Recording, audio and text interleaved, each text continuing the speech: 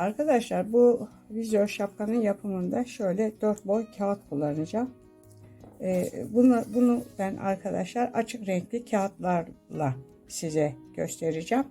Ama aslında şapkanın bitimini tamamını ben koyu renkli kağıtla yapıyorum. Şöyle önce size kağıdı kestiğimi, nasıl kestiğimi, nasıl bantladığımı ve katladığımı göstereceğim. Sonra da ilk sırasını yaparak işe başlayacağım. Arkadaşlar şu şekilde kağıdımı kestim. Bantımı açtım. Kullanacağım bölümünü bantın üstüne bu vaziyette şu şekilde yapıştırdım ve kestim.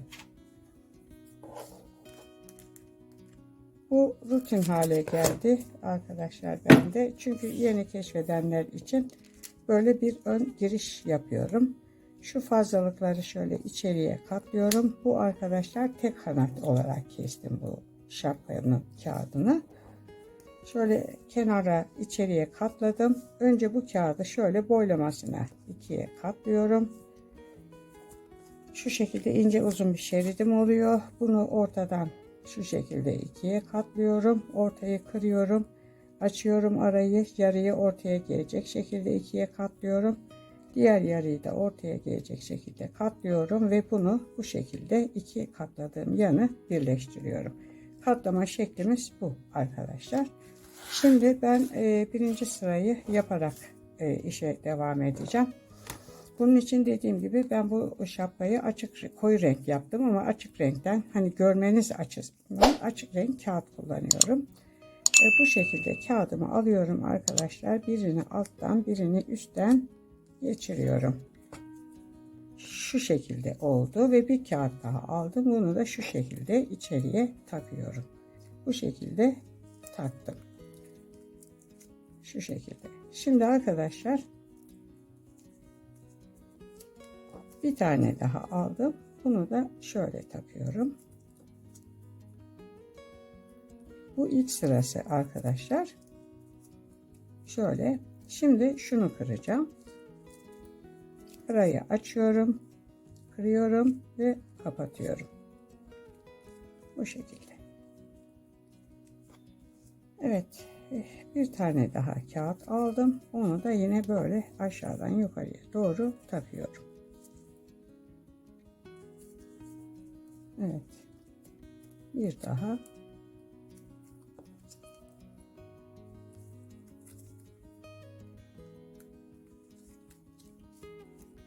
Şimdi ne yapıyorum? Şunu kıracağım. Şöyle arayı açtım, kırdım ve kapattım. Bu şekilde böyle 22 tane takacağım. Böyle ilk sırada böyle 22 tane kağıt takacağım. Ve bundan sonra 3 sıra daha var arkadaşlar. Onlarda da herhangi bir işlem yapmayacağız. Sadece şu şekilde zigzag yapıp şapkanın diğer kalan 3 sırasını da tamamlamış olacağız. Bu vizör şapkanın katmanlarını tamamladım. Bunları koyu renk olduğu için bunlardan yapmadım. Açık renk yaptım. Biliyorsunuz fark edebilmeniz için. Şimdi bunun şu ilk sırasının kenarlarını kapatmayacağım. Çünkü buradan kafanın etrafına dönecek şeridi yapacağım için. Ama onun dışındaki şu 1, 2, 3 parçanın şu kenarlarını kapatmam lazım. Kenarlarını kapatmak için arkadaşlar ne yapıyorum? Şu kağıdı, katladığım kağıdı şu şekilde ortadan ikiye kesiyorum. Ve bunun yarısını alıyorum. Şimdi aldığım bunu arkadaşlar şuradan şu şekilde içeriye yerleştiriyorum ve döndürüyorum. Bir döndüm. Bir daha döndüm ve arkadaşlar bunu yakalıyorum ve buraya yerleştiriyorum. Şöyle. Bu arkadaşlar bu bitter bir çikolatanın kağıdı. Ancak işte bu şekilde ayarlayarak bir şeyler yapmaya çalıştım. Siz dilerseniz sıfır kağıt alırsınız. Dilerseniz benim gibi atık kağıtları kullanırsınız. Artık karar sizin. Şimdi diğer parçayı alıyorum. Onu da yine aynı şekilde buradan şu vaziyette içeriye geçiriyorum. Döndürüyorum. Bir döndüm. Bir daha döndüm. Ve bunu da ne yapıyorum? Hemen şu araya yerleştiriyorum. Bu şekilde arkadaşlar 3 sıranın kenarlarını kapatacağım.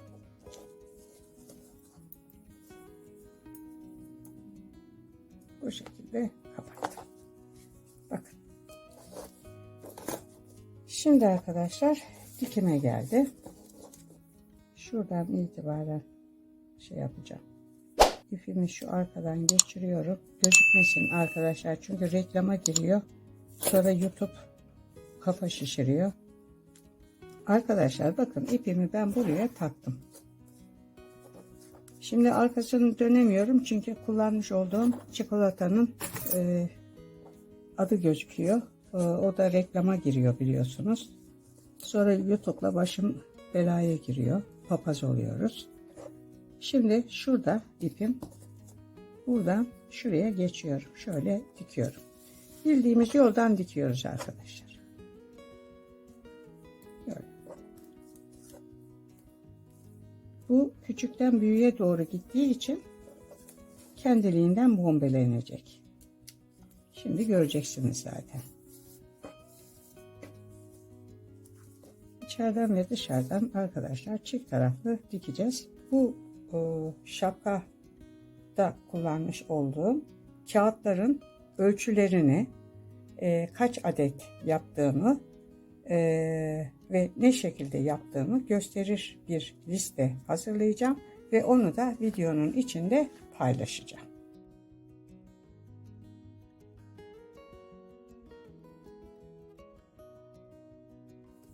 Şimdi buradan buraya geçtim.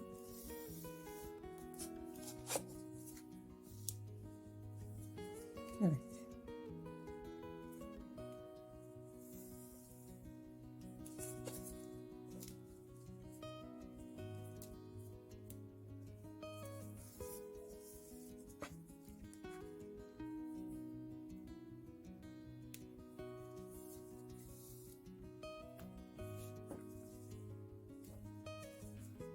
Bu şekilde arkadaşlar zikzak olarak şu başa kadar dikeceğim. Bakın arkadaşlar. İlk iki sırayı diktim.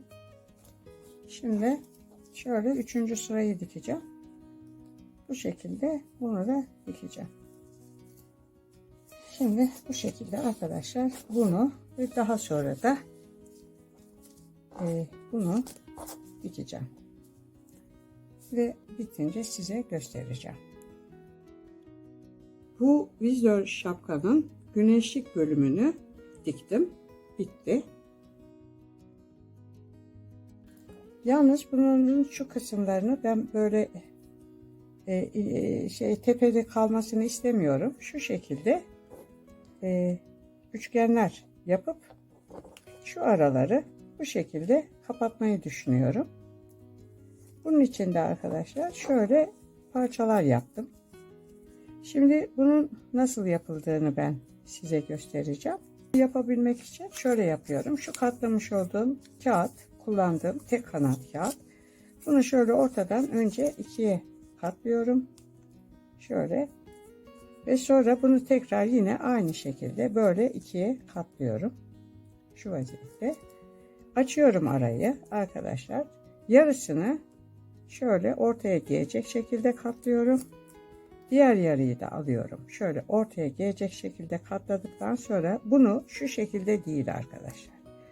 Tam tersine bu şekilde şöyle içe doğru katlıyorum.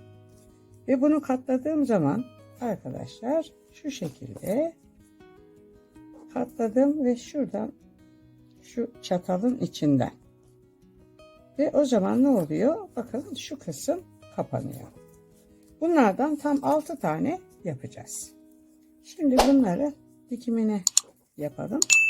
Buraları dikmek zaten göstermiştim. Şimdi şuraya koyuyorum. Bakın ipim burada zaten. Bu şekilde. Şöyle içeriye giriyorum.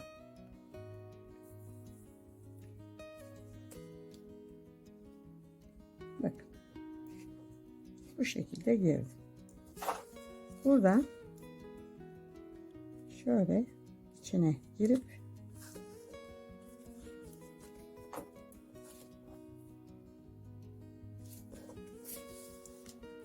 bu şekilde arkadaşlar içine girip şurayı şöyle sıkıştırıyoruz ve şuradan yukarıya çıkıyor. Bakın gördünüz mü? Bakın girdi. Buradan tekrar yukarıya çıkıyorum. Sağlam olsun diye tekrar aynı şekilde dönüyorum. Şimdi arkadaşlar isterseniz bunu bu şekilde düzgün olarak kapatırsınız. İsterseniz böyle tepeli bırakırsınız. Bu artık sizin tercihinize kalmış bir şey. Mesela bunu arkadaşlar şöyle taraftar renklerinden yapıp maçlara giderken de kullanabilirsiniz. Çeşitli şekillerde bunlar kullanılabilir. Yapılabilir bu vizör şapka. Evet. Şimdi şunu buraya koyuyorum. Bunu da aynı şekilde böyle dikeceğim. Diktikten sonra şu arkadaki şapkanın kafa kısmında dolaşacak olan hattını yapacağız. Onun için de kağıdımı şuradan alıyorum ve arkadaşlar şöyle şu vaziyette geçiriyorum. Biri alttan, biri üstten. Şu vaziyette geçirdim. Bakın şöyle. Sonra bir tane daha aldım. Aynı kağıttan. Bunu da şu aradan dışarı çıkartıyorum. Şöyle.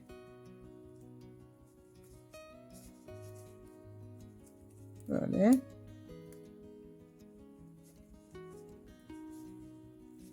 Şöyle oldu. Şimdi arkadaşlar bir tane daha alıyorum. Onu da bu şekilde. Yani arkadaşlar burada benim yaptığım şey zigzag. Zigzag olarak bütün bunları takacağım. Bu şekilde takacağım. Arkadaşlar bakın. Gördüğünüz gibi iki tarafa şöyle kafanın etrafında dolaşacak şeritlerimi çektim. 21 tarafa arkadaşlar taktım. 21 tarafa taktım. Küçük kafa olduğunu düşünerekten buralara ben kuş gözü koyacağım ve bir iple bağlayacağım. Dilerseniz siz bunu bu şekilde birleştirerek bütün olarak da yapabilirsiniz. Şu arka kısmına çıt çıt yapmadım. O da şöyle hani büyük kafa olur, küçük kafa olur. Kafalara denkleştiremeyiz diye düşündüm. Ve şu şekilde kuş gözleri taktım. Ve böyle bir kurdeleyi de şu şekilde bağlayarak bunu kullanacağım. Yani bu şapkayı herkes kullanabilir. Kafasının büyük ya da küçük olması önemli değil. Buna her kafaya uyar. Vizör şapkanın yapımı burada sona erdi. Videomu beğenmeyi, kanalıma abone olmayı unutmazsanız mutlu olurum. Bundan sonraki videolarda görüşmek üzere. Hoşça kalın.